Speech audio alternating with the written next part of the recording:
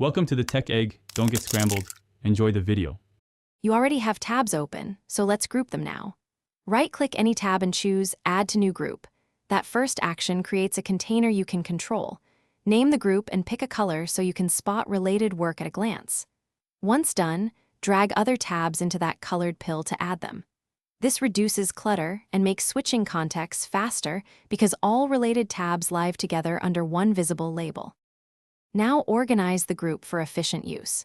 Drag tabs into the colored pill or right-click a tab and select Add to Group, then choose the group name.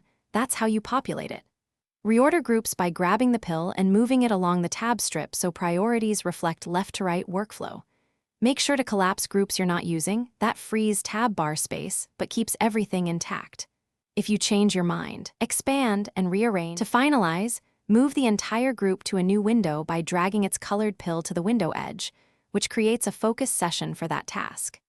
You can ungroup tabs via right-click if you want to split work across projects, or remove the group when finished.